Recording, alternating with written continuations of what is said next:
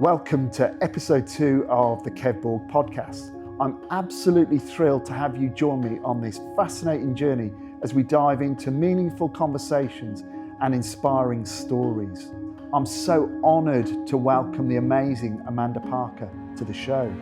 Amanda is a powerhouse of talent, creativity and insight, and I can't wait for you to hear her perspective on the topics we'll be diving into.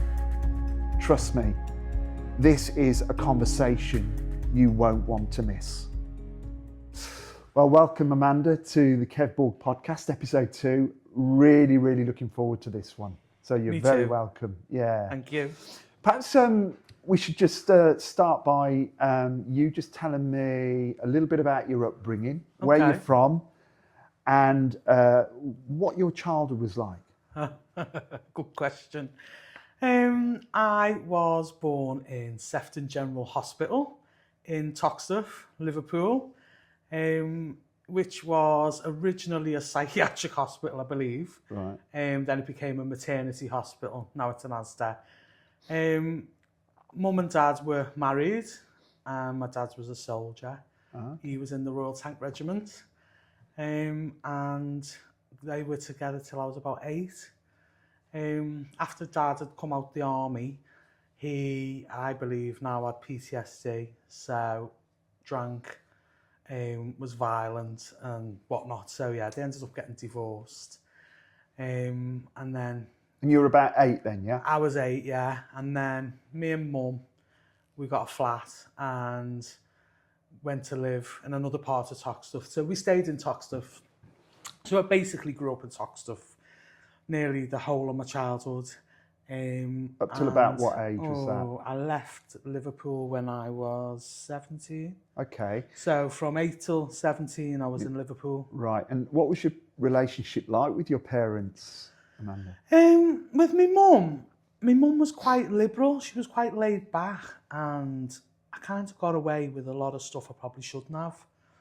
I look at that and I think, well, my mum was 18 when she had me, and she was married at 18. Okay. So I think it seems like she had a adolescence after she'd had me.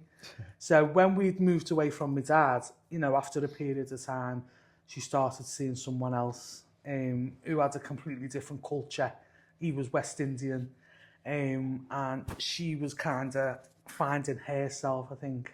Okay. And I was an only child, so. Oh, okay. Yeah, I was an only child, so I kind of, and I've always been very independent and very willful. Okay, and how did those dynamics work? One, with your dad moving away, did you still keep in touch with your dad? Well, I kept in touch with my dad, but my dad had another partner, and their life was very chaotic. Obviously, the alcohol. She had 3 children prior to getting with my dad, and they all had different fathers. And then she had 2 children from my dad and 2 babies that were born that died after birth. Okay. So I used to go and look for my dad, but when I was younger, I didn't have a lot of respect for him, because when I was young, I didn't really understand why he was the way he was. Yeah. I just thought he was a horrible person. Yeah. It was only as an adult, kind of looking at things differently, that I realised actually he was a very damaged individual through no fault of his own. So, yeah, I got to the point where I forgave him, but as a young person, didn't have a lot of respect for him.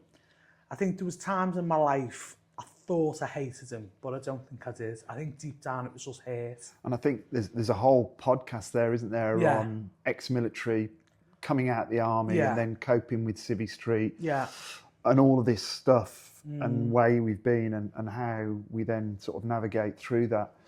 So in terms of your now stepdad, how was that dynamic with you? Well, the dynamic changed, because from the age of 8 to 16, my mum had one partner. As a young person, I couldn't stand him. It was the whole, you're not my dad, don't tell me what to do. Me and him didn't get on very well. I used to scratch the eyes out of his photographs, but then he used to scratch the eyes out of my photographs, and he was 27.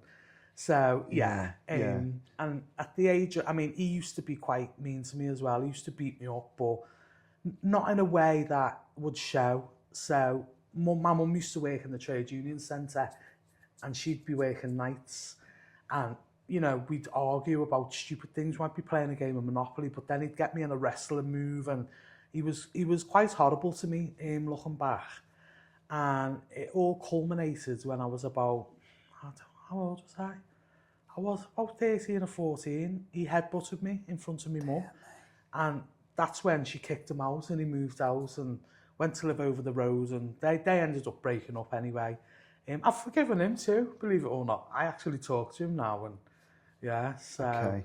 there was learning and everything for me. Okay, and so you're now living in a with your mum, with your stepdad. Mm-hmm. What was school like for you? War zone.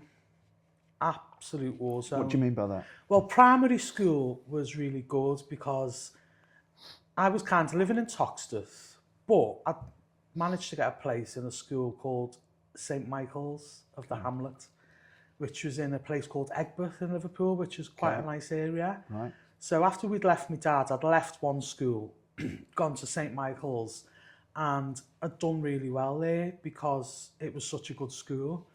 But I was travelling from Toxteth, so I used to get the bus on my own every morning when I was about 9. Okay. I wanted to. Yeah. I've always been like that, so I'd get the bus, go to school, and I did quite well. And I think that basis of education at St Michael's was what kind of set me up really for anything, because secondary school was just hell. I left St Michael's and I went to a school called, they'd had to change the name because it was so bad. So it was originally called Paddington Comprehensive, and it was notorious. And they changed the name to the University Community Comprehensive School, Right. because it was in the vicinity of Liverpool University. Absolute hell. From day one, it was just violence, kids smoking weed in the toilets. You know, like one time one of my classmates broke into one of the teachers' desks and found a 6-pack of beer. Like, the school was horrendous.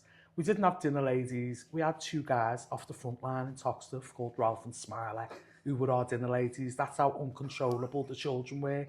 And we'd break into school at lunchtime, and they would literally chase you with the rubber, you know, the rubber things off the Bunsen burners. Oh, yeah. And whip the legs off you. Rubber pipes. Yeah, you'd get a whipping. It was just, it sounds like you couldn't make it up, but school was like a survival zone. So you're now living in a blended family. You've got a new stepdad. Mm-hmm. School, although you probably were intelligent and it started in St Michael's, by the time you went to secondary school, all of that happening. So an unhappy home life, school, what was happening with all of that then? Well, I also had friends who were a very good influence, really.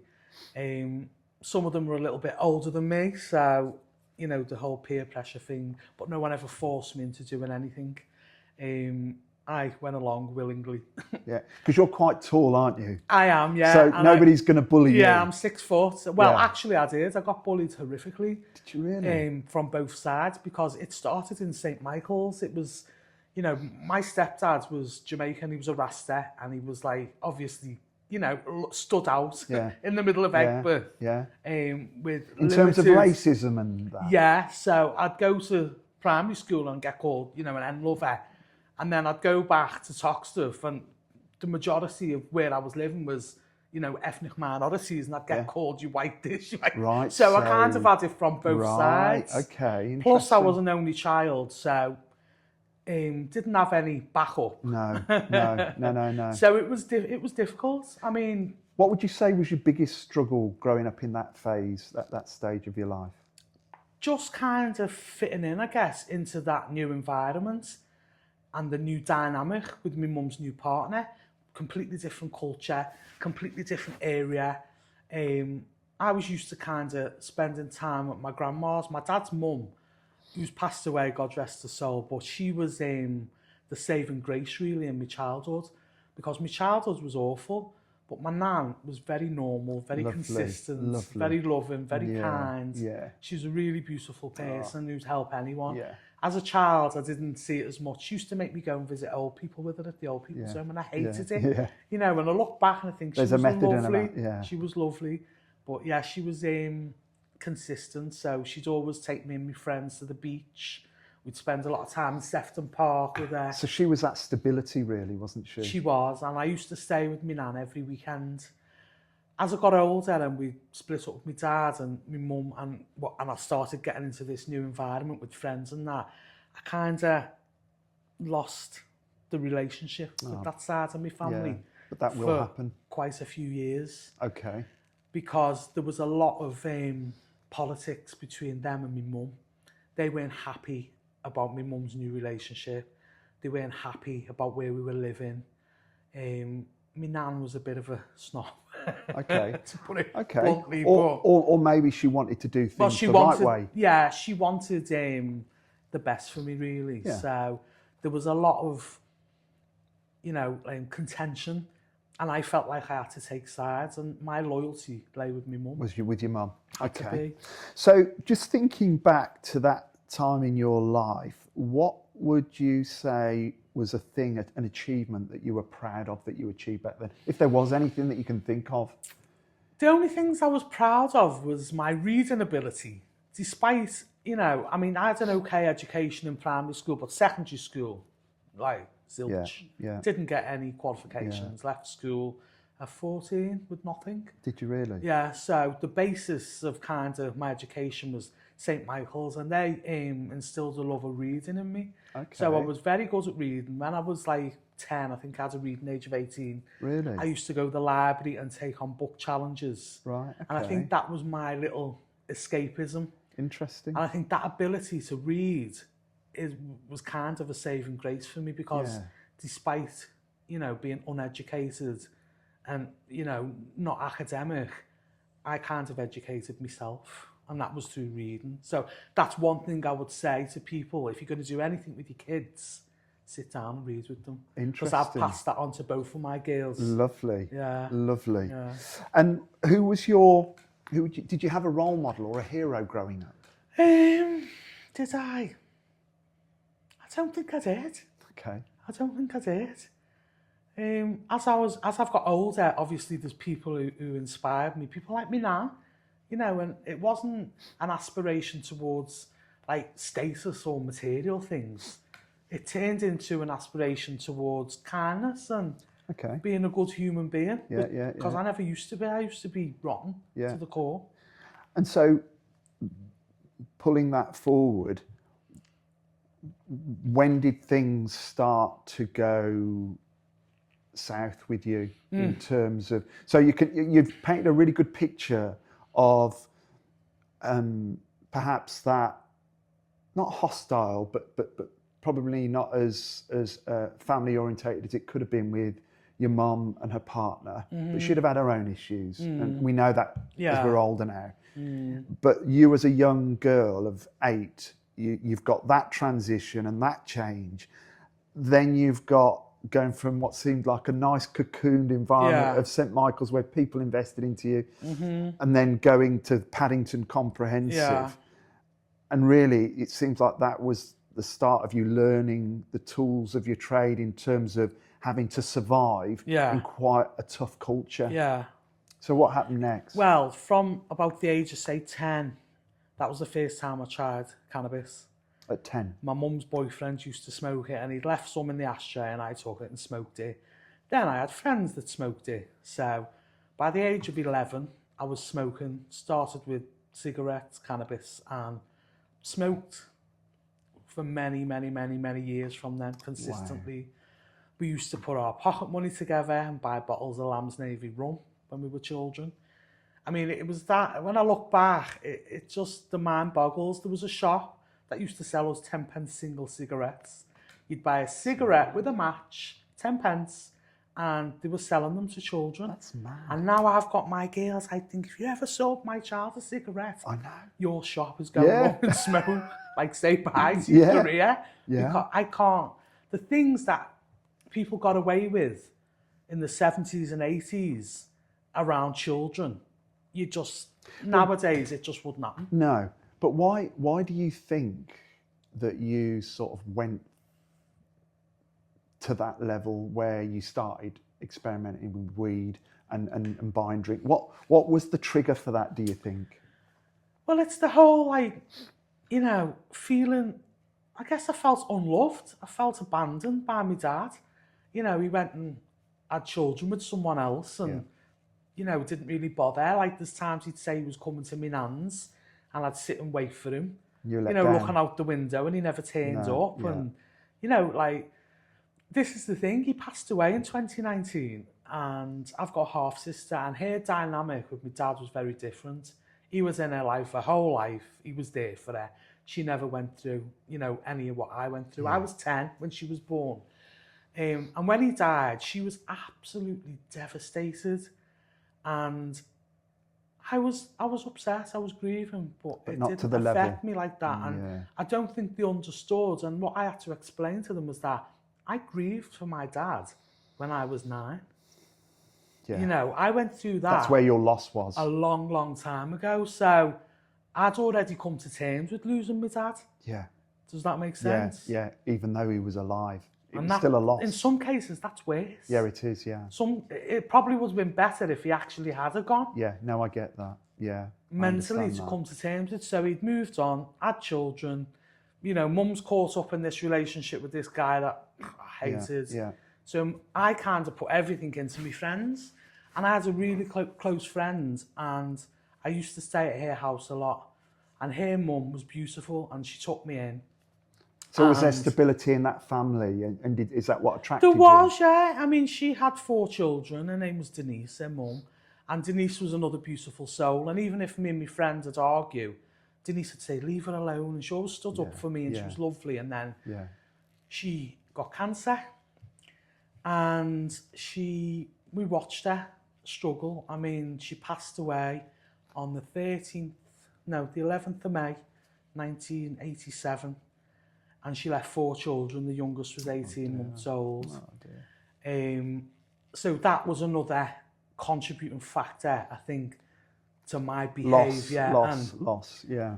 And my mum, at the time, she thought she was doing the right thing, but I wasn't allowed to go to the funeral. Apparently I was too young. Okay. So I'd watched her, fighting, getting up in the morning, dragging the baby to nursery with, terminal cancer, blowing up with steroids, visiting her in the hospital to not even a goodbye.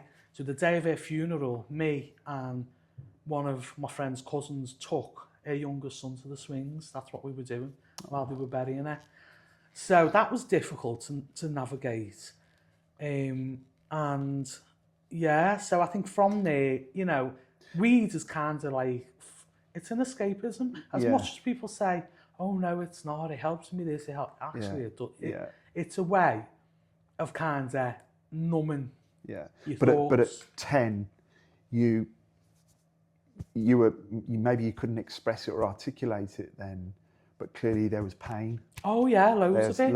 And it just kept coming. And so when did you... I was 12 when Denise died. I was 12. Were you? Yeah. Oh. And when did you... So, although, you're drinking alcohol, you're smoking, when did you start... When was the first time you got arrested? When did you sort of start to come to the notice of the police? Well, by the age of 14, it had gone to a whole nother level. So at that time, I was going to Moss Side in Manchester with my friends. We were going to the blues parties when I was 14. So just for some viewers that might be not from the UK, Moss Side. Moss Side was the probably the roughest area in Manchester. Moss Side, Hume. Years ago, we used to call it Gunchester because at the time that I used to visit Manchester, there was a lot of gang-related crime. You had Gooch and Doddington, which were gangs. There was a lot of murders. It was just like a regular occurrence. Okay. I mean, there was guys that used to stand on the front line, which was a street where everyone sold the drugs, and they would openly display automatic weapons. Right. The first time I ever saw someone smoke crack was in Moss Side. Was it? And that was when I was about 14, yeah. Would that have been early 80s? Mid 80s? That would have been late late 80s, Okay. probably about 89. Okay. Something like, when was I Rightio. born? Was it 80? Yeah, about 89 maybe. Okay, so 14 years old, you say that's when there was a step change. What happened? You were going to I Moss Side started regularly? going to Moss Side. We're getting back to my first arrest. So I'd started going to blues parties, and I'd go to Manchester. I'd phone my mum on a Friday night and say, I'm in Manchester, see you Monday, bye, put the phone down. And that was it, you wouldn't see me. And we went to Sheffield one time, me and a friend of mine from Manchester, who was another child like me, probably worse. Her situation was probably worse than mine. And we'd gone out one night, and it's actually quite embarrassing now. On the way back from the blues party we'd been to, we saw the milkman, and the milkman had bottles of orange juice on the back of his van. So my friend Michelle decided to rob one.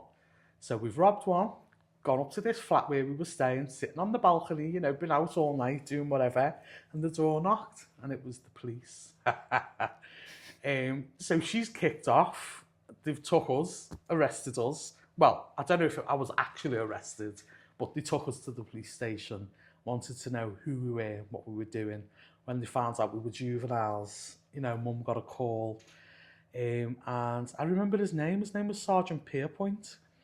And he physically took us to the train station, put us on the train, and said, don't come back to Sheffield ever. Really? So that was my first experience with the police. Okay. I had another similar experience with the police in Birmingham when I was about the same age, where we'd gone to Birmingham, we'd gone to Handsworth, which was, again, you know, the ghetto. Yeah.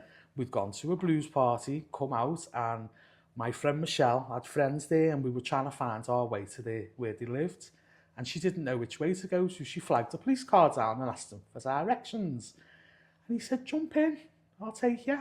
So we jumped in, shouldn't we kids, and he thought we were runaways, so he took us straight to the police station. Did he? Yeah, he took us straight to the police station, and long story short, her friend's mum ended up paying for coach tickets for us to send us back again. So yeah, they were my very first experiences of the police. With the police. So relatively low level. Yeah. Just young girls adventuring out and experimenting. Yeah. What happened next? Let me think. What happened next? As I got older, I started seeing a guy who was Jamaican, who had come to England and was up to no good. Basically, I was 16. What, like a yardie? Yeah, he was a yardie. Started seeing him, and we got to the point where he said, do you want to come to Jamaica with me? And I said, yes. I'd never been out of the country, never been on a plane, so, you know, we didn't have any money when I was growing up with my mum. Things were tight.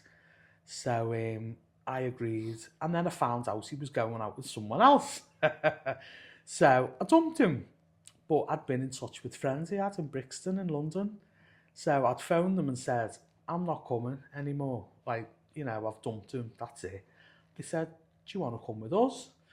And I said, yeah. And they said, well, you can come, but, you know, you've got a choice. You can either come with us to Jamaica. If you want to come, you're going to have to bring some weed back. Or if you want to, you can go to New York and you can bring back silencers for guns. And I thought, I wanted to go to Jamaica, like, you know, the whole sunshine thing, and I was smoking weed, you know, we're better. So I said, yeah, I'll come to Jamaica. So I knew what I was going for before I even went. I wasn't duped, and I wasn't blindsided. I knew exactly what I was doing. And how old were you at this stage? 16. Yeah, so I went to my mum, says, I haven't got a passport, need a passport. They sent me a registered letter from London with money in. And my mum says, I'm not signing your passport. And I went on and on and on and on and on and on. And I'm like a dog with a bone, like I don't give up. So in the end, she relented and signed my passport form. And to be fair to my mum, if she hadn't have, I probably would have forged the signature anyway, because I was doing that in school. Yeah. You know, so she signed the passport and off I went. Never been to anywhere before on my own. I had a ticket for the charter flight, which means there's only a certain amount of flights per month in and out of the country. And I think I had a tenner in my pocket, Kev. So did they pay for your flights and everything? They paid for my flight, yeah. So I had my plane ticket, a tenner, and a charter flight. And off I went. Never been on a plane before. So landed in Jamaica, Montego Bay. Managed to get into the country, don't know how, because I didn't have a hotel booked or anything. The people I knew from London were meant to be meeting me at the airport. Get out through customs, changed me £10, and I think it worked out about $150 at the time, which wasn't a lot. Yeah. And I was out into the airport and like, oh no, what do I do now? Yeah. Where were you going to stop? There wasn't a flight back for 3 weeks, Kev. So, Amanda, my Irish heritage must have come into play, because I'm sure one of my ancestors must have kissed the Blarney Stone. You know where I'm going with that, don't you? So I started chatting to this old guy. His name was Linley. And he was lovely, and we were chatting. He was asking me about England, and I told him what was going on. Like I said, they're meant to meet me, and there's no one here. I think there'd been some mess about with my flight. It had stopped in Miami, and it had stayed longer, to refuel than it should have. Yeah. So we chat, and he said to me, I mean, God was looking out for me before I even acknowledged him. Like when I denied his existence, that's how deep it is. Okay. And this guy said to me, look, if they don't turn up, you can come and stay with me and my wife. And when you get back to England, just send us some money. And I said, fine. So straight away, there you go. That's sorted. You've got accommodation sorted. Yeah. Then I started chatting to someone else who was selling newspapers. Chat. And I heard, Manda. And I looked, and there they were. And so I'll be over in a minute. But prior to that, I'd already said to this guy, where can I get some weed? Really? Yeah. So we'd gone up a hill, and I'd bought a bag of weed in the airport. Later found out that it was illegal, and there was soldiers and with guns and things. Right. And probably wasn't the greatest idea I ever had, but I got away with it. My people had turned up, called me, I'll be there in a minute, like I'm going to finish my conversation. Anyway, we've ended up driving from Montego Bay to Kingston, full speed, dust tracks, hill and gullies, like I don't know how I got there, to be honest. It was about a 5-hour drive, but on the way, one of the guys said, I could do with a spliff, and I went to yard and pulled this big bag of weed on me, bro. He went, where did you get that? I bought it in the airport. He went, what? Are you mad? Didn't you see the soldiers? I was like, nope. Yeah, so, went to Jamaica. Had a good time there. I had a guest room for the first 2 weeks. Then it all went wrong. Missed my flight to come back. I was only meant to be there 2 weeks. I ended up being there for 4 weeks. Right. And missed my flight, so went to stay with a musician in the reggae industry in Kingston. I was in Kingston anyway, so stayed there for a week or so, and then we had to go to another part of downtown Kingston to do something else, and they put me in another guest house there for a couple of nights, disappeared and left me. At this time, I had a full-sized Stratocaster guitar full of weed with me in a case. I've got my clothes, me this, me that. Long story short, I'd been in this room for a couple of days, and there was an old Jamaican woman that owned this guest house, and she was absolutely bonkers. And I'd been feeding her dogs biscuits. Came to the point where we'd had an argument, and she told me to get out. So I'm in the middle of Kingston, don't know where these people have gone, who I'm with. They're coming back for me the next day. She's tried to set the dogs on me. The dogs just looked at her like, you're joking, aren't you? So they didn't go for me, thankfully. Next thing you know, I found myself on the step of this guest house with 3 kilos of weed and a guitar, my bag of clothes. Is that their 3 kilos that they've given you? Yeah, this was that I was meant to be bringing home. And I'm like, oh no, here we go again. Like, what do I do now? This is right. I've got to tell you this because God was looking out for me. These things do not happen. Anyway, started chatting to this guy. His name was Dion, and he worked in a donut shop. Random guy just comes up to me. Don't know this guy from Adam. We started chatting. And I was saying to him, look, this has happened, blah, blah, blah. I was explaining my situation. And then another little gang of lads came up to us, and they had some kind of conversation. I didn't catch what they were saying. And a couple of them were on bikes. And then they went again. And this lad, Dion, said to me, Amanda, we need to go. Oh, what do you mean, go where? Like, he said, Amanda, they want to rob you. I was like, oh, okay. I think we better. So he's flagged down this taxi. All these old larders, they used to have the taxis, the old Russian larders. No interior, nothing, like a shell on wheels. He's flagged this down. And I've literally jumped in this taxi with this guy, took him from Adam, with my bags. As we've pulled off, I looked out the back window and there's a squad of them flying up the road. Yeah, and it was literally like by the skin of my teeth. So we've driven around. He's gone to this, they call it a B&B, but it was just like, I think it was $60 a night. There was screens, there weren't even walls. Like, you wouldn't sleep in there. Yeah. And we just sat up all night and talked and talked and talked and talked. And I said, you know, my friends are coming back the next day to pick me up. And yeah, so the next morning we've gone back to the guest house. Gets there, Jamaican police everywhere. Murder. My friends have come back for me and they've gone, where is she? And the woman says, I kicked her out. I'm like, what? Right. Like, I'm 16 in the middle of like downtown Kingston. Yeah. Like, Scary. what do you mean you've kicked her out? They've Scary. gone mad. So there's been some big altercation between them. Police have been called.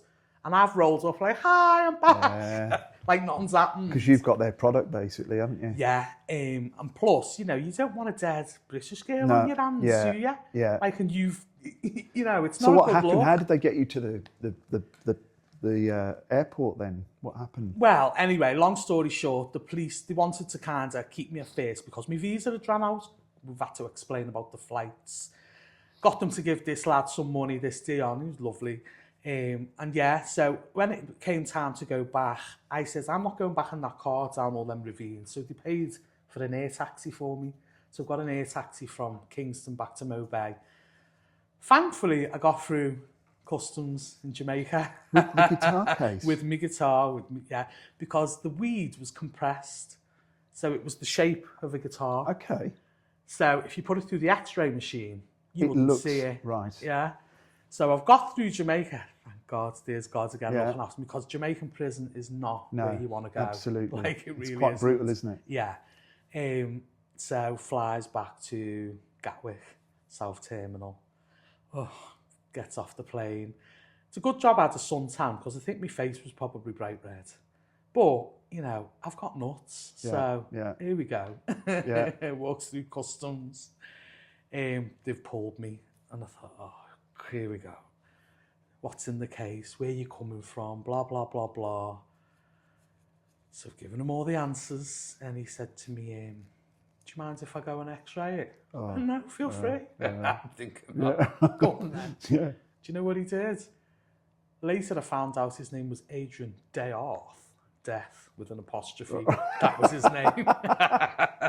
He went, took it, x-rayed it, couldn't see anything. So what did he do? Smart geezer. Dug his penknife in it. Through the fiberglass. Did he? Next thing you know, there's about 20 customs and excise have all rushed out. Grabbed me. Everyone in the airport's going, drug smuggler. Oh, here we go. Like, this is all I need. Got arrested. And I was going, get off me. I'm not going anywhere.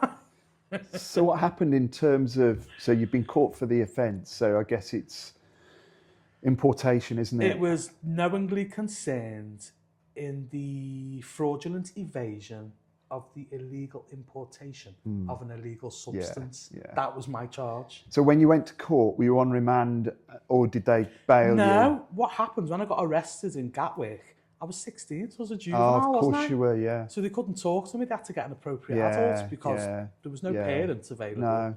So did the whole strip search, to this, to that, the other, kept me for a while, and then they bailed me, took my passport and bailed me. And what was the outcome of that? Well, I decided I was going to plead not guilty because I've got to try something. I knew that I was probably going to go to prison. I was under no illusions. I had people say, no, you won't go to prison, because it was technically my first offence. I was 16. So they took me to juvenile court in a place called Horsham. When we got there, the customs and excise said, we haven't got certain paperwork, we're going to have to adjourn the case. Fine.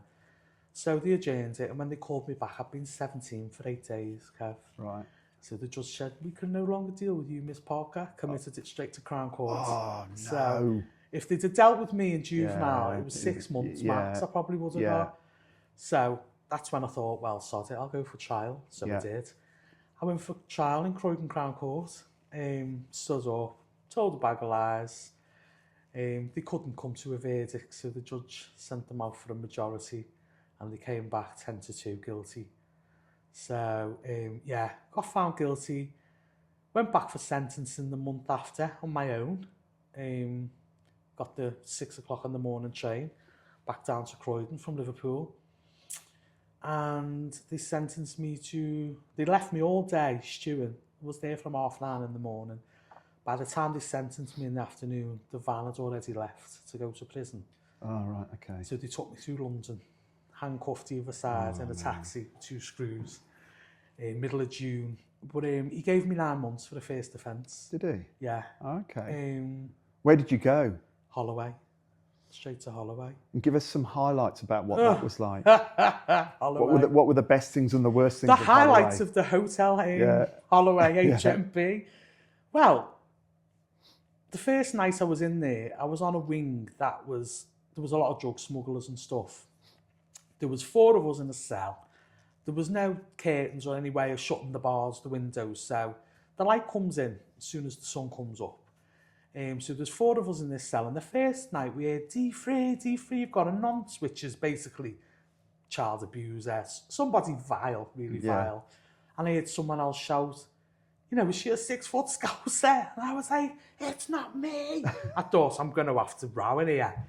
And then I had buff, baff, smash, smish. I had to run to look through the slit in the door to see what was going on. And the girl in the next cell, the other 3 had jumped on her and literally battered her.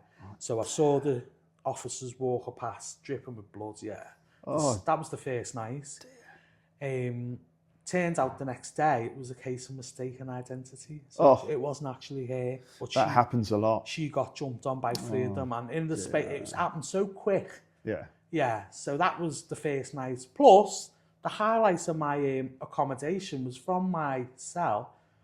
I could see the tower where they hanged Ruth Ellis, the last woman who was executed in England, whose story is very controversial as well. Absolutely, Yeah, God love her. So, So was that the end of, once you'd done your sentence, was that your end with your tussle with crime, or did you, were you still? So. Oh no, that was an introduction. You send a naive, because I was naive. I thought I wasn't, but I was very naive. You send a naive 17-year-old to Holloway and wherever else, and you're asking for trouble. It was like a school for the education of crime. Yeah, absolutely. It was things I didn't know. I learned about fraud, because there was a lot of things I did, Kevin, that I was never caught for. Right, of course. Probably incriminating myself right now, but we did a lot of stuff that, went below the radar. Yeah. So, I was caught for some things, but a lot I wasn't, and they included fraud, violence. But a lot of those things come together, don't they? Yeah, deception, theft, street robberies, shoplifting, burglary. I was very fortunate. And at this stage, were you still in the Manchester, Liverpool area, or had you come down? No, what had happened is while I was because after a while they moved me from Holloway to a place called Drake Hall in Staffordshire. Right. Because it was closer to my hometown. So at the end of the sentence in Drake Hall, you get day release. Oh, okay. So they'd let me out on a day release. A friend of mine who was also in prison for smuggling, but she got caught with cocaine coming from New York. Oh. She got 4 years for the first offence at 18. Yeah, it's class A, isn't it? Her boyfriend was a dealer, and she said, when you go on your day release, go and get us an ounce of weed, Amanda. So I said, okay. So I left my mum, went off with her fella, met his friend. Here we go, met this guy, gone back in. Took this weed back into the prison and then started communicating with this guy. So when I came out of prison, I went back to Liverpool. The Liverpool Echo had put my story in the paper. So I thought, I don't want to go back to Liverpool. Everyone knew me business. It was just, I need to I changed. So Yeah. while I was still on probation, I moved down to Wolverhampton because my best mate lived there. Ironically, the one who was locked up, her mother was a senior probation officer. Okay.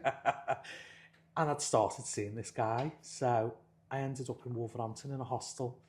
And then things got from like bad to worse because this Up to another level. Oh yeah, this guy, I thought he was okay and he was great and this, that and the other. Basically the one day he took me in a car, took me to a red light district and said to me, right, I'm going to leave you here, and if I'm back in like 2 hours and you haven't got X amount, that's it, you're dead. And it was like, okay, what am I going to do now? Like, not a good scenario. So are we talking prostitution? Was he into sex workers? Is that what he was into? What was he saying? He was a pimp, Right. gunman, drug dealer, and generally a bad apple. He got deported eventually because after I'd got away because I ended up running away, he ran somebody through with a sword in Wolverhampton and almost killed him. Dear me. And was deported. Well, he got 10 years. He got a 10-year sentence and then they deported him. And the last time I spoke to him, he was in Holland, so God help Holland. Right, yeah, yeah. But yeah, he kind of forced me into that world. And that came with all the other stuff I was talking about, like, because I didn't want to do what I was doing, I started robbing people and doing stuff I shouldn't have been. Yeah. And blackmail and anything to avoid that. Yeah, I get it. And it got to the stage where it's like, I can't do this anymore. I'm going to have to run. I'm literally going to have to run. So I did.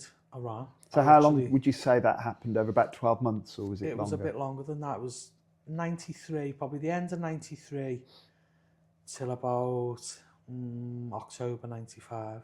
Okay. So it was quite... That's quite intense as well. Yeah, it was not good. Because Wolverhampton was quite moody back in those days. Oh, for a small town. Yeah, crack cocaine was coming to the UK. You've never seen the amount of kinds of drugs, prostitution, pimping, because Heathtown had a drug pedophiles in a small vicinity yeah. like that, and it was acceptable.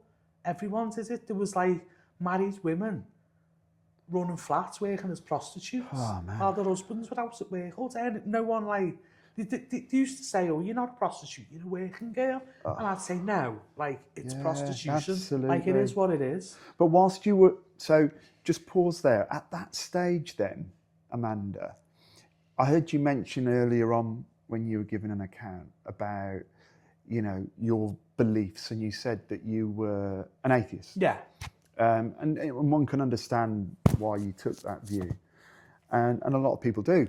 But what were you think? So your life's going like this. You've been through some really heavy stuff there. You know, even to my standards as a cop with a full career, you've been through the mill there. And I know the scene that you're talking about, and it is brutal. What were you? Did you maintain this atheistic view? What was your view of life spiritually at that stage? Spiritually, I was dead.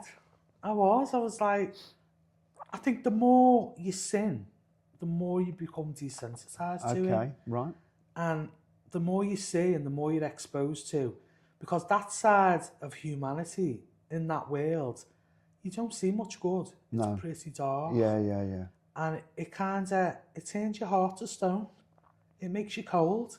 Yeah. You know, the more you rob people or terrorize them and get away with it, and the less, like, it doesn't have that big of a deal. Yeah. That's why I'm very intrigued by serial killers and things like that. I've never killed anyone, thank God, but I can see how, you know, if somebody kills one person, the next time it's probably not that hard. Yeah, absolutely. And if you've done 15, it's probably like water off a duck's back, because you have to, for your own self-preservation and to maintain your sanity, you have to lock off and think, right, like you're doing it and you're going through the motions of doing it. You probably know as a soldier, but as a human being, you have to kind of turn that off. Yeah, because if you don't, you just go cuckoo. Yeah. Very, very interesting. So you were dead spiritually. You were in this lifestyle. where was a turning point in that? You say we're up to about 95 now. 95. What? So at the end of 95, thought, had enough, I'm getting away. Literally walked out my flat, left everything I had. And I had a lovely flat because I've been making money and, you got links for everything in that world. You don't pay full price for anything. Someone might be selling a telly or a this, or even down to your soap powder to buy it off the heroin addict. Yeah. You know, so... Little shoplifting. Yeah, I had a decent flat, but I thought, I weighed up my odds and I thought, no, I need to come out of here because I just thought I'm going to end up dead, at this rate. So, left, got off, went to a women's refuge in Tipton, and I had a court case for a street offence I had to come back to Wolverhampton for. And I came back and I was terrified because this geezer's looking for me. Obviously, I'm his cash cow. He's not going to want me to disappear, is he? And I'd literally just upped and gone. And Andy Sullivan was the officer present in court. So Andy Sullivan's a cop that I served with. Andy Sullivan was a police officer that you served with. It's funny as well because God made all these mad connections that later came into play down the line. But he turned up basically as witness against me for this court case. And he said to me, "Where have you been, man? I haven't seen you for a while." And I said, "That's it, I'm out of that life." I said, I've had enough. "Yeah," he says. And he said, "Why?" And then I told him about this geezer, what had happened. And he said, "Oh, he's a nasty piece of work." The police had a nickname for him. They knew him. He said, "If you make a statement, Amanda, he will be remanded straight away. They will not." And I was too scared. I can't. I've never locked anyone up in my life. And I don't think I ever would. It was an us and them kind of mentality. It'd be seen as grassing as well, wouldn't it? Yeah, and you don't snitch. No. You want to get yourself buried, start talking. But anyway, I said, I can't. And he actually gave me a lift back from court. He said to the judge, "That's it, they threw it out." Interesting. He let me off with it. And he took me back, gave me a lift back to Betty Bufroyd's house in Tipton, which was the refuge. Gave me his card and said, "If you ever need anything, Manda, give us a call." He said, "If I see one person come away from that life, it makes my job worthwhile." That's what he said to me. Brilliant. So I kept this card, then decided I wanted to move to Birmingham. But because I was living in Wolverhampton, staying in Tipton, I had no local connection to Birmingham. So when I applied for housing, they said to me, "No." So that's when I phoned Andy and I said, "Andy, I'm stuck." He said, "What?" I said, "I need to get to Birmingham." So he gave me a letter for the housing to say that I was fleeing domestic violence, blah, blah, blah. So they put me on the list. And that was the way that you were transitioned over down to Birmingham. Yeah. Went into another hostel, St. Basil's, and then ended up getting a flat. I'd come away from this lifestyle, great. At that point, I had become a Christian. How did that happen then? Easter Sunday, 1996. When I'd been on the streets, we used to go between Wolverhampton, Warsaw, London, Nottingham. What, you travel to all those? Now they call it county lines. Yeah. And they would say it's human trafficking, sex trafficking. Yeah. That's what happened to me. At the time when it happened to me, we were seen as perpetrators. Yeah. Whereas now, I'd be seen as a victim. Yeah, I get that. So I was trafficked. I've been thrown on the streets in Stamford Hill in London and told, "Don't come back till you've got £500. I've been there and I've seen the dark side of a lot of places. But anyway, I'd met this girl. Funnily enough, her name was Amanda as well. And she was working with a church, Warsaw Community Church. Vic Gledhill, I think, was the pastor. Was Amanda was an working the streets as well? So she'd been involved in a similar lifestyle and she'd come out of that. She was a Christian and the outreach used to come out and go, "Do you want a cup of coffee and a chat?" And I'd seen them loads of times, but I'd never engaged with them because they were all happy middle-class Christians with money and, couldn't stand religion. They'd come up to me and go, "Jesus loves you." And I'd go, "I'm a devil worshipper," just to watch the response. I found it highly amusing. Yeah. But me and her used to talk, and because she'd come from that background, I actually got on with it and like, you know, was taken on board some of what she had to say. I still wasn't convinced about the whole religion thing. It was, Yeah. but anyway, chat, and then But she had credibility, I guess. she had with you. credibility because she, you know, I could She knew your identify world. with her. She knew my world. She knew the rotten sides of it. She'd been through some horrendous stuff, and obviously come out the other side and was working with the street teams. Oh, okay.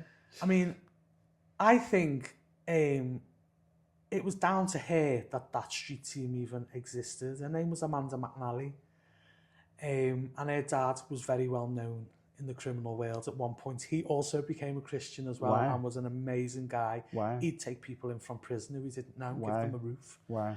Real like love in his heart. He Yeah. was wonderful. But she, I think, was the kind of the seed of that street teams, but didn't really take any credit for it. So what The happened next then with that? Rolled over with it. Yeah. It went into this big thing, but she'd been talking to me. So she said to me, do you want to come to church? And I said to her, do you want your church to fall down? That was like... So I agreed anyway. I thought, I don't know why I agreed, but, you know, I liked her. So I went and stayed with her the Saturday night, and it was Easter Sunday. We've gone to this Walsall Community Church. I'd been on the street the night before, going to hers. So I've gone in the church, Kev, and I sat right at the back. I thought, I'm not sitting up there with all them, you know, with the shiny eyes. They all look like they had shiny eyes to me, the Christians. Yeah. There was something about them. Yeah. And I sat at the back and I thought, they're all cranks. And I just felt like a demon. I felt like the epitome of evil. Do you know what I mean? Give me a pitchfork. Yeah. Because you'd known what your life had been. The night before, I'm doing X, Y, and Z, and I'm sitting. I felt like the world's biggest hypocrite. Yeah. What am I doing sitting here? Yeah. And they're all singing, and I didn't know the words to the songs, and I don't like that kind of music anyway. Yes. I still don't. Yeah. I'll listen to righteous music, but I still don't listen to like Hillsong and all. You know, I do. Generic Christian stuff. And at the end of the service, Steve Kirk, the guy's name was, the pastor. I'll tell you another little story about him in a minute, but he said, you know, does anyone want prayer? And people were going up the front, and I sat there and I kind of thought, well, you know what, my life's that crap. I've actually got nothing to lose. It's what it is not going to harm me. Yeah. So I've got nothing to lose, have I? So I might as well. Went up to the front. I hadn't smoked any weed that day. I hadn't had anything to drink. Nothing. No drugs, no alcohol. And he said, pray with me. And he actually spoke the words. And I just followed because I wouldn't know what to say. And do you know what it was? Go on. The prayer of repentance. Was it really? Yeah. It was like, I acknowledge you. I acknowledge your son. You're real. I'm sorry. Like, I'm really sorry. And when I said it, I actually believed it. Because I wasn't proud of what I've been doing. And, you know, the criminal thing, people like kind of glamorise it and glorify it and wear it as a badge of honour. But deep down, you know, when the crap hits the fan and you're sitting on your own and you take a look at your own self, I know. it's crap. It's like nothing good. It's a point of realisation, isn't it? So I said this prayer with him and wow, like something just hit me, bang. It was like a sledgehammer. Really? And you know what it was? I knew God was real. And that scared the life out of me. I can't even explain it. I can't. And he knew everything about you. Yeah. I didn't even know that at that point. This was really basic stuff. But the realisation that he was real hit me. And it was like someone had just given me an uppercut. The shock of it was like, oh shit. Yeah. Pardon my language, but it was, And we came out of that church and the sun was shining down on me. And then I felt good. And it was like, wow. I felt like I took something. Drugs. Yeah. It was like, you can't verbalise a spiritual experience. It's something you have to do for yourself. And what I would say to anyone that's never had a spiritual experience, just ask him. Just say, look, if you're real and you're, you know, this big God that everyone talks about, show me. Absolutely. And he will. He will. Yeah. that happened with me. That's very moving and powerful to hear that, because I'm not being funny. Anybody that listens to this and has heard the last half an hour or whatever of your experience, I mean, there's a level of detail beyond that as well that you're not giving us about what that actually looks like, the violence, the mistrust, that feeling of not being safe, the danger. It's a dangerous world and it's very unpredictable.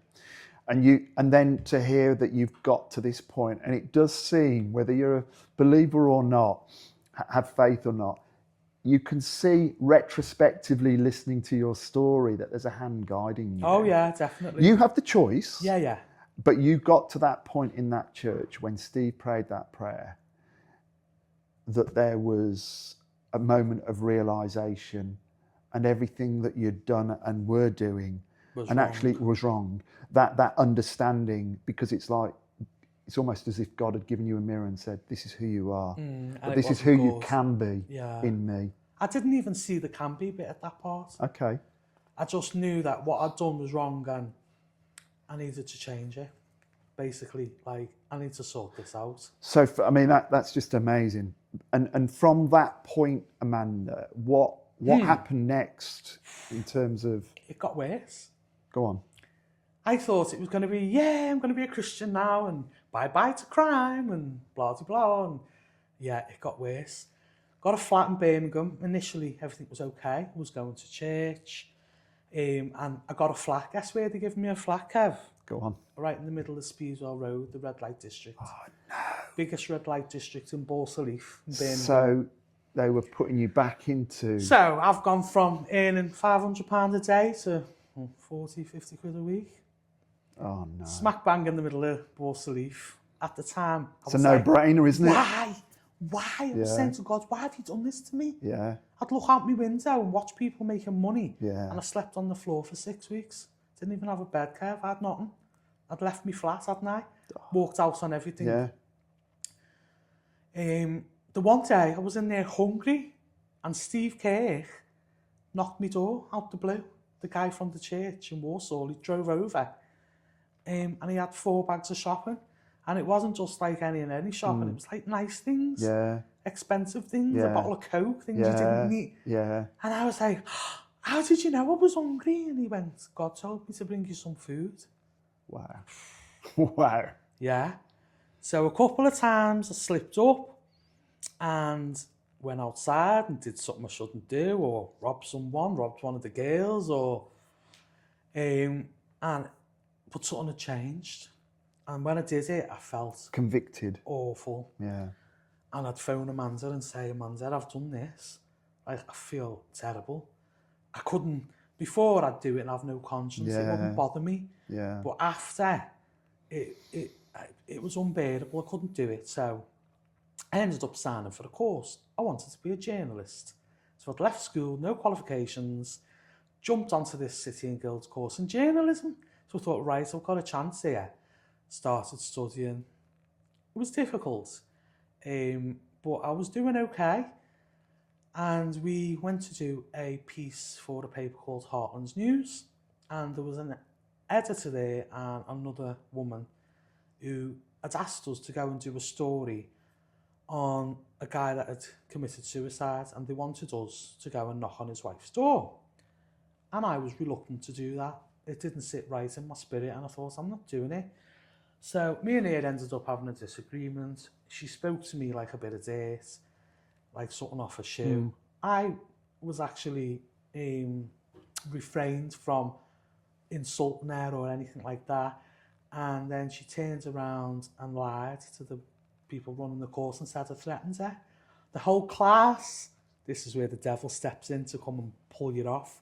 The whole class backed me up and said, Amanda didn't do anything of the sort. But then the people running the course said, well, that's fine, okay, but she's refusing to teach her. You'll have to finish your course in Solihull. I didn't drive. Did I have money to go to Solihull? Did I think, what's the point, Amanda? What did Amanda do?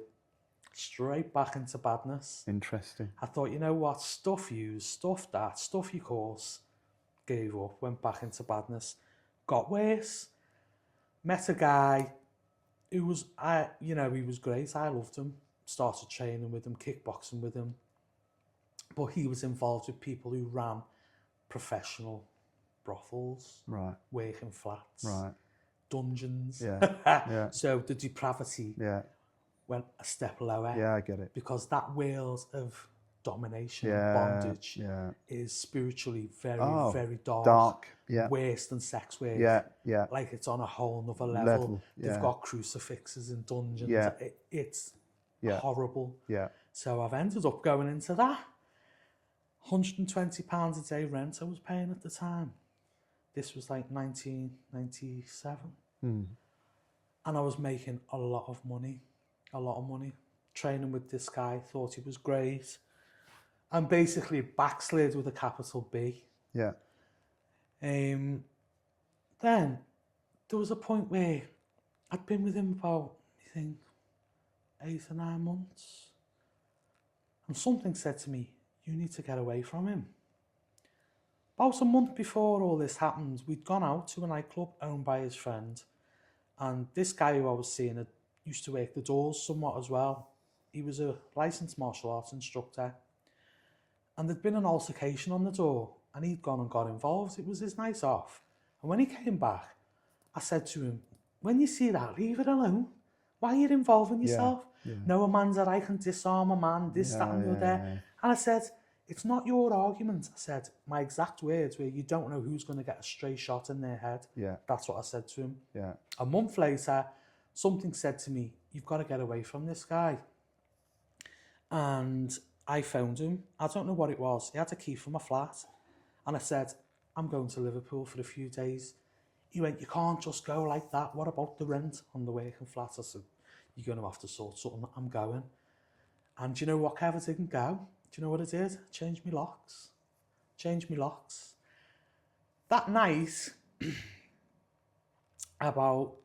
must have been about 1 a.m, something in my spirit said, phone him.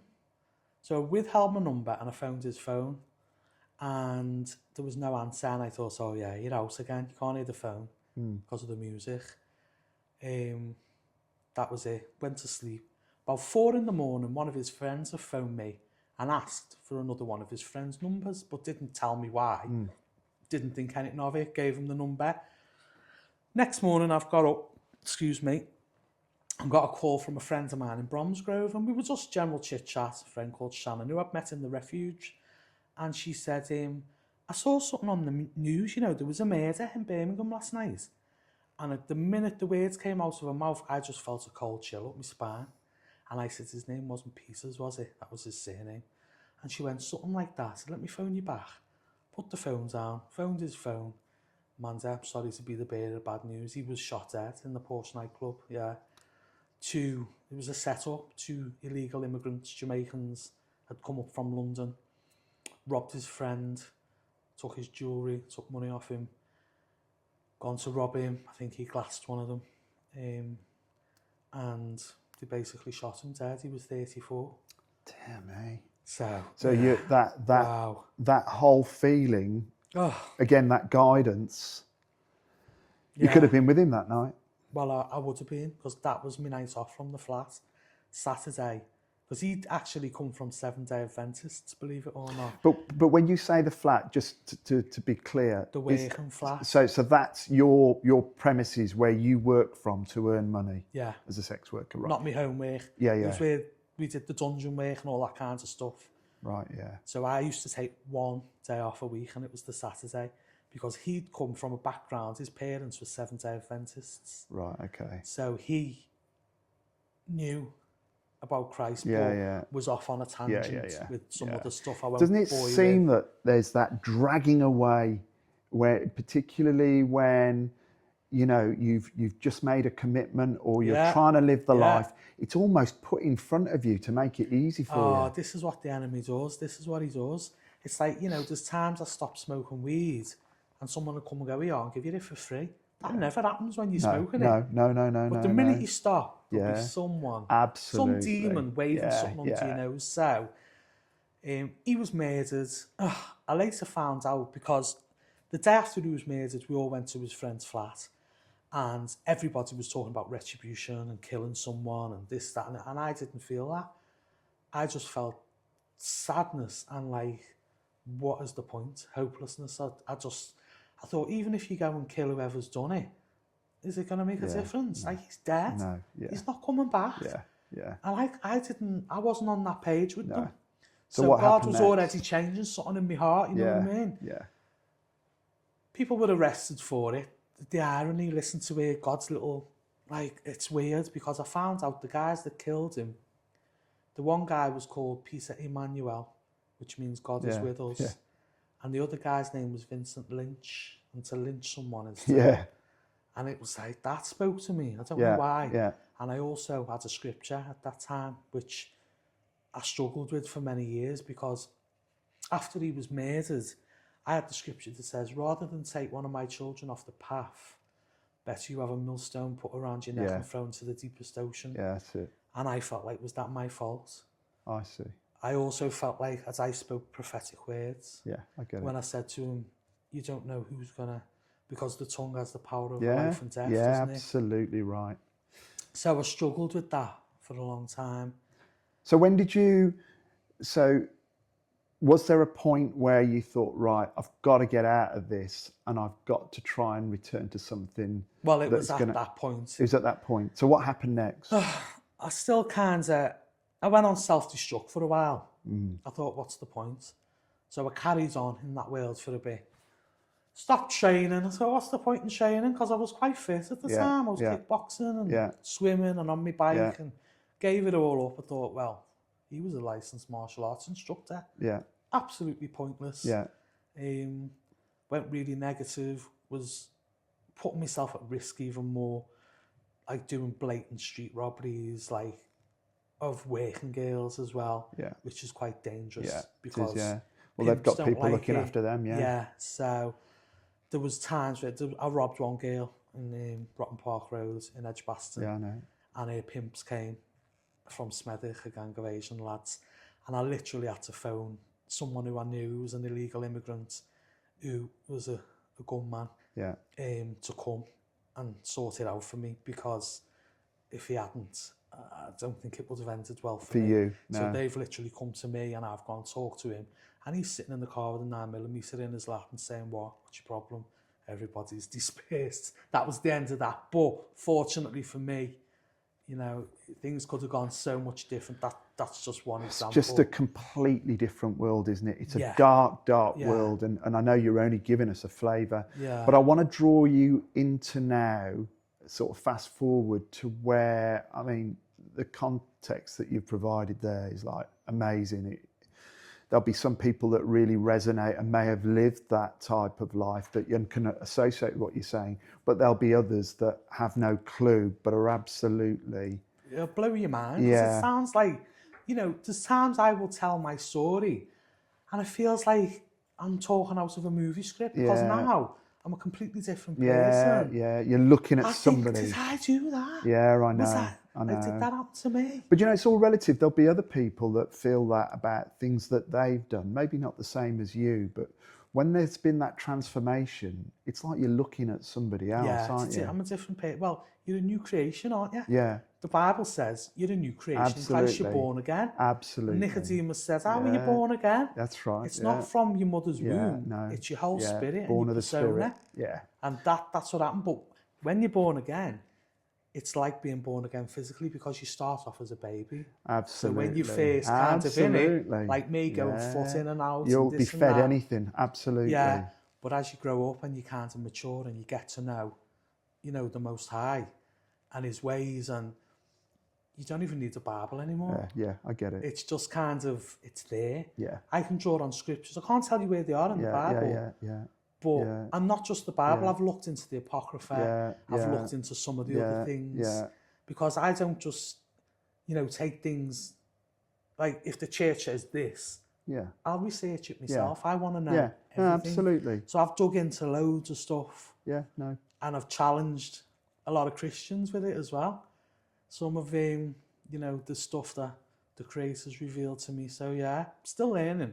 Yeah, absolutely. And isn't it interesting that what you loved to do as a child was read? Yeah. And there you are now reading the Bible and other things. So what sort of coming towards the part where you and I met. What happened there? Okay, so I'll speed up a little bit. After Fozzie was murdered, that was his nickname. Yeah, went on self-destruct for a bit, blah, blah, blah, blah. Then I met Marcus, who was is my eldest daughter's father, Misha. Marcus knew what I was doing, and he gave me an ultimatum. And he said, if you don't stop what you're doing, me and you are going to split up.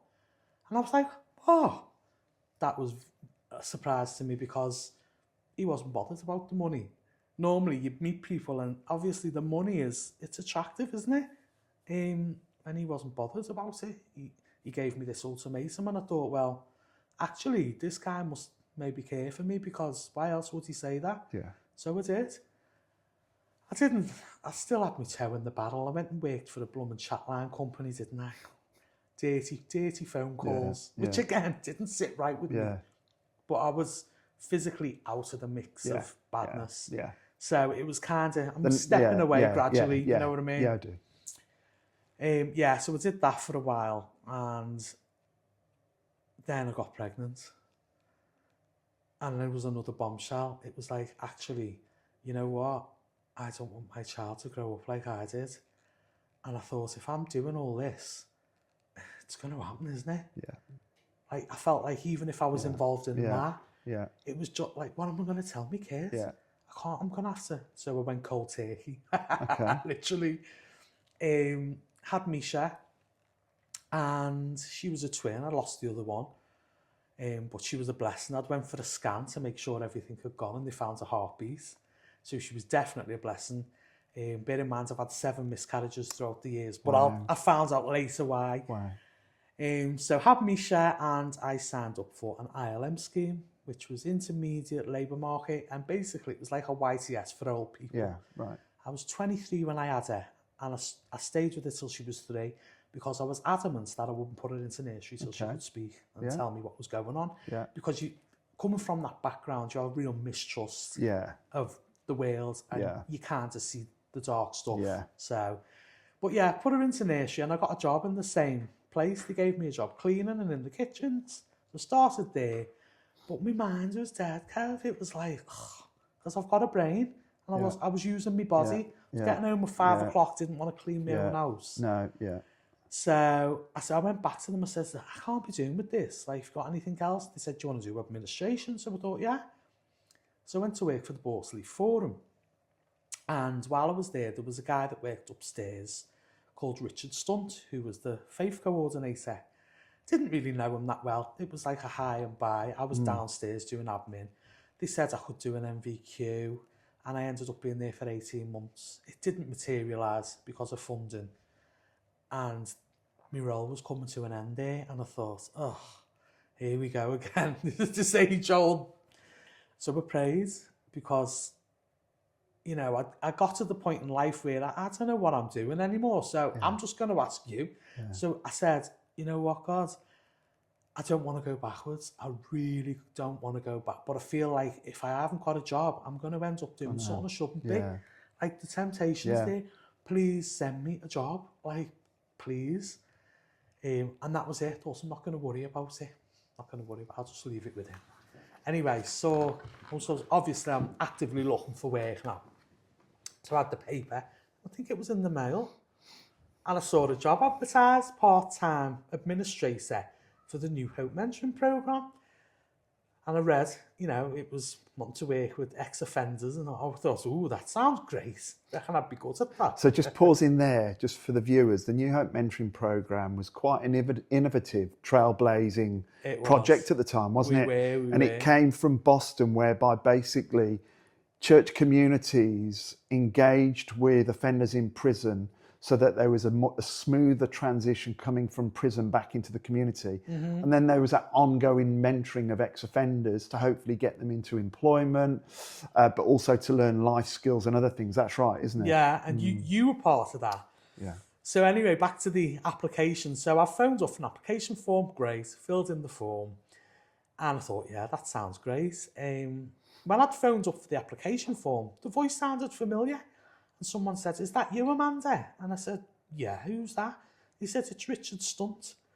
He said to him, we can't give you any special treatment, you know. And I was offended. I said, I don't want any, I just want an application form. Good old Richard. So he sent me the form. I applied for the role. I was shortlisted for an interview. So I was really excited. But I was nervous.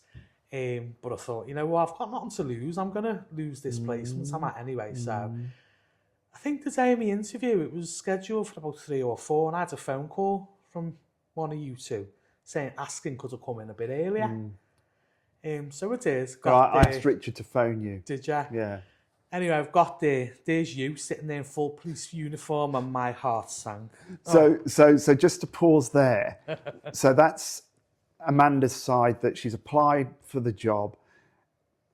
Going to the other side, I was a police sergeant at the time, and a lovely chief superintendent called Pat Wing had asked me to explore this concept from Boston.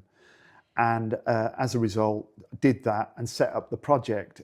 We got some local churches to engage. I think it was Edward Road Baptist Church that was the main church that really came on board. And the Church of God of Prophecy. Yeah, absolutely.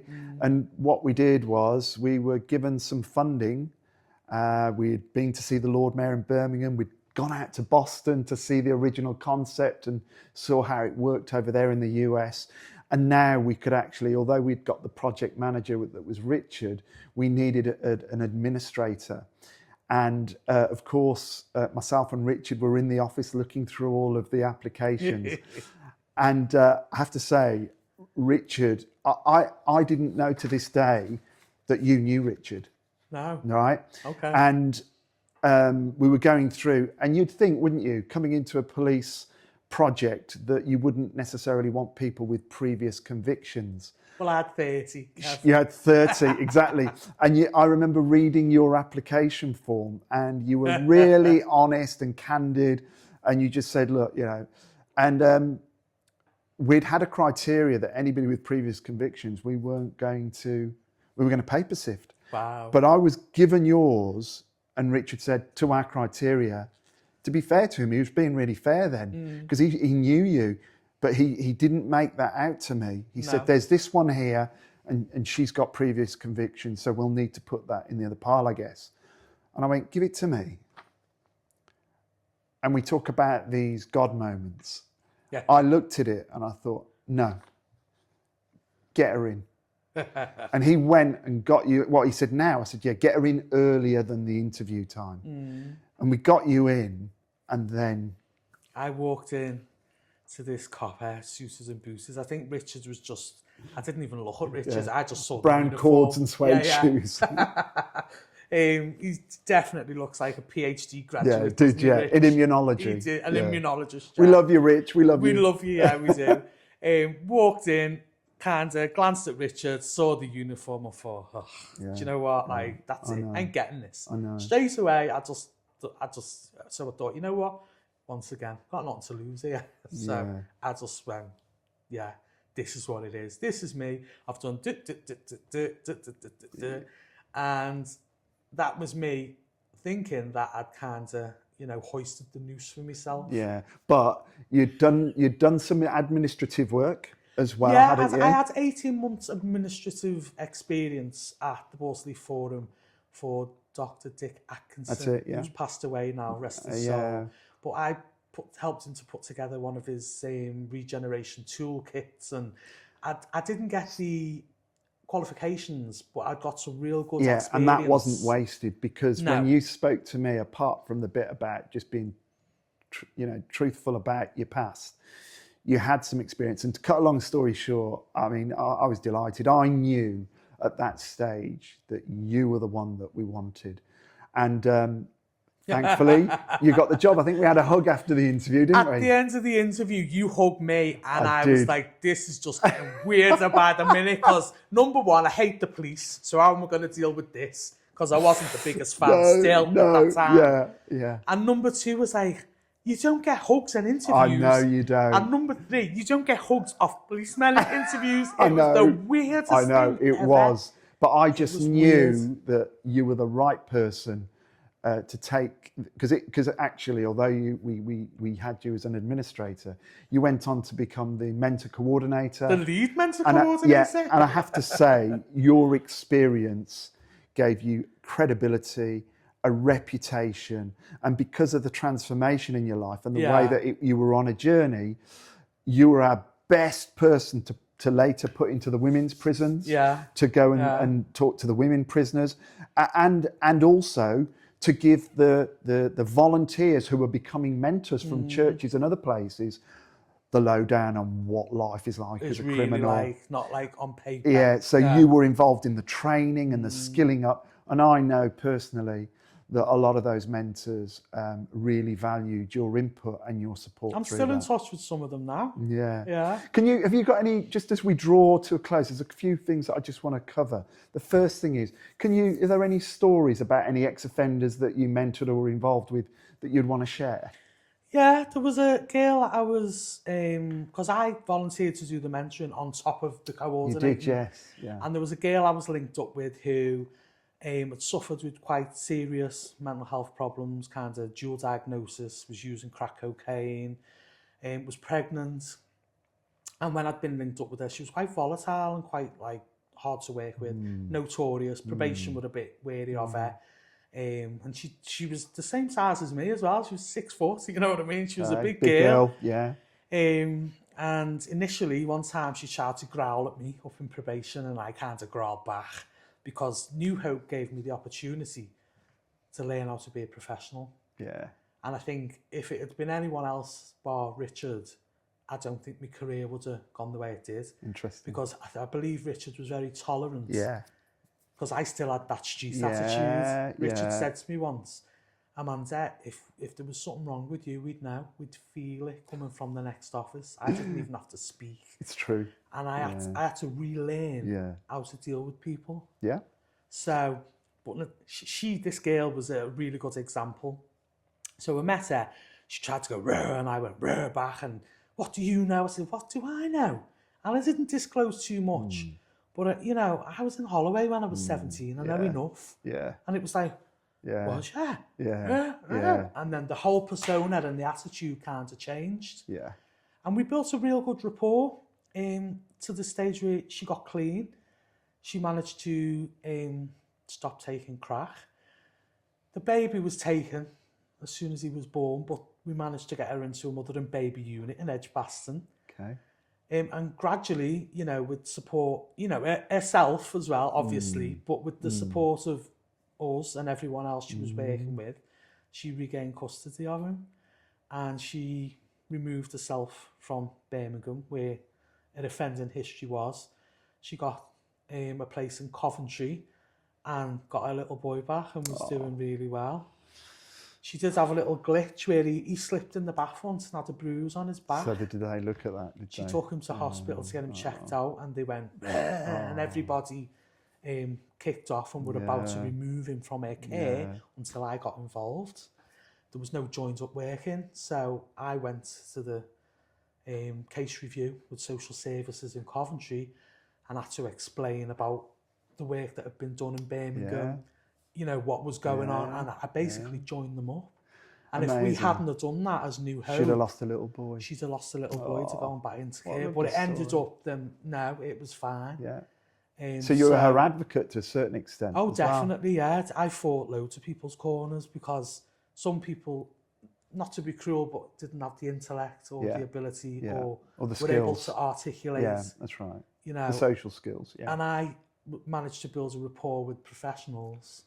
Yeah. And there was that level of trust. With criminals. And credibility, and with whoever else, volunteers. So I was kind of like a little cog in the wheel. But between me and Richard, and then later on Rachel Simpson, who's an amazing human being as well, who I thought, little Miss Posh. You were a great team, weren't you? Well, she was the ex-catering manager for Lord Forte, Post House Forte. Yeah, that's right. Very well spoken. Yeah, that's right. Rachel, I thought, what am I going to do with this one here? We got get on like a house on fire. We're still friends now. She's invited me down to Cheltenham.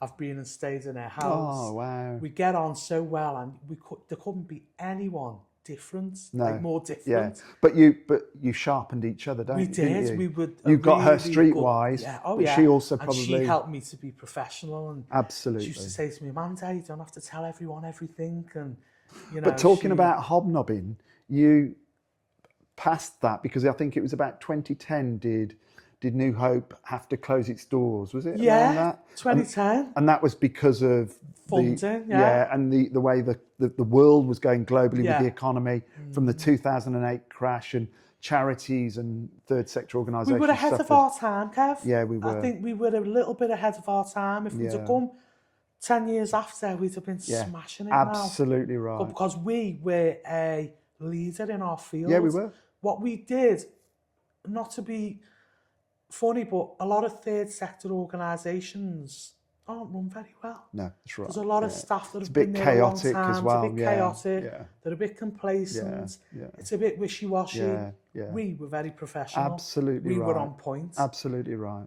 Even to the point where I managed to get security clearance for the prison service, which was no mean feat in I was about to itself. say, and for the police. Yeah, because you I did. used to sit on the shared priority Forums, information sharing forums. So you did all of that, but I understand that when you left New Hope. Yeah, I was headhunted. Yeah, who were you headhunted by? Initially by Anna Wim, a women's development project. Yeah. The manager invited me for an interview. She's a Christian. Okay. Joy Dole. She's lovely, Joy. So I applied for that. Long story short, Father Hudson Society. It's their organisation. Got the job. Went there. After 2 weeks, sounds bad, but I was headhunted by Sova, who had done a brief. What does Sova do? Sova worked with offenders. So it's similar work to New Hope Mentoring, but a big organisation. Mentoring, big national organisation, who also were kind of looking at the research side of criminal justice stuff. Yeah. Worked with the youth offending teams, worked with children in care, loads of different arms. So after 2 weeks at Anna Wim, they approached me and they said, "We've got a job we've put together for you, Amanda." It was 5-6 grand a year more and 5 hours a week less than Anna Wim. So this is from a street girl now. This is from a street girl. I've got these organisations lining up for me. So I'm very sorry, Joy Dole. I still feel bad about this to this day, but it gave me notice in after 2 weeks at Anna Wim. Only had to give a week's notice because I've been there less than a month. Right. Went to Sova on a 3-year contract for the National Offender Management Service. Doing research, I was the programme officer for the Midlands, East of England, Wales and Lincolnshire, I believe. When 3 years ago, before that, your lifestyle was very, very different. And I was at New Hope for 9 years. Was at New Hope for 9 years. You're at New Hope for 9 years. Yeah. So sort of 10 years before that, your life was very, very different. Oh, yeah, completely different. From what you've said.